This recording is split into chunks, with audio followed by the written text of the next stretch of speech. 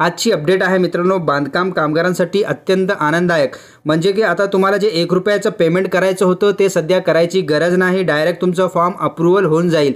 याचा प्रोसेस काय असेल व्हिडिओच्या माध्यमातून आपण अपडेट तुम्हाला देत राहू। स्क्रीनवरती पाहू शकता प्रस्तावना इथं दिलेली आहे। प्रस्तावनाचं काय घेणे देणे नाही, शासन निर्णय काय झाला ते महत्त्वाचं आहे। इथं स्क्रीनवरती पाहू शकता शासन निर्णय इथं झाला इमारत व इतर बांधकाम कामगार रोजगार अधिनियम सेवा शर्ती 1996 मधील कलम 12(3) व कलम 62(2)G मधील नमूद तरतुदीनुसार इमारत व इतर बांधकाम क्षेत्रातील काम करणाऱ्या कामगारांना महाराष्ट्र इमारत इतर बांधकाम कामगार कल्याणकारी मंडळाकडे नूतनीकरण करण्याकरिता भरावयाची नूतनीकरण फी नोंदणी शुल्क निशुल्क करण्यास या शासनाने मान्यता देण्यात येत आहे। तर मित्रांनो जे बांधकाम कामगारांना 1 रुपयाचा पेमेंट करायचा होता ते आता करावाची गरज नाही, कारण कल्याणकारी मंडळाकडून आणि महाराष्ट्र शासनाकडून एक GR आलेला आहे। इथं GR आपण पाहू शकता आणि हे GR कोणातर्फे आलेला आहे उद्योग व ऊर्जा कामगार व खनिकर्म विभाग महाराष्ट्र शासन।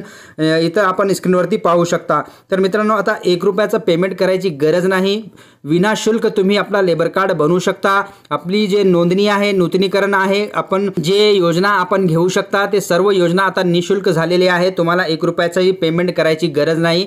मित्रांनो आपण 3 महिने अगोदर पाहिलेला होता की बांधकाम कामगार जे कामगार मंत्री आहे आकाशजी फुंडकर यांनी सांगितले होते विधानसभेत की आम्ही जे काम करत आहोत की जे बांधकाम कामगार आहेत त्यांना 1 रुपया सुद्धा पेमेंट लागणार नाही, त्यांना 1 रुपया भरायची गरज नाही। ते डायरेक्ट आपला फॉर्म रिन्यूअल करतील, आपला फॉर्म नवीन रजिस्ट्रेशन करायसाठी सुद्धा 1 रुपया लागणार नाही। तर मित्रांनो GR आलेला आहे, याची अंमलबजावणी आता 13 ऑगस्ट 2025 पासून लागू झालेली आहे। GR आला त्या दिवसापासून या GRचं अंमलबजावणी सुरू होते मित्रांनो। तर आता बांधकाम कामगारांना 1 रुपयाही पेमेंट करायची गरज नाही, फ्री मध्ये तुम्ही हे फॉर्म भरू शकता आणि फ्री मध्ये लाभ घेऊ शकता।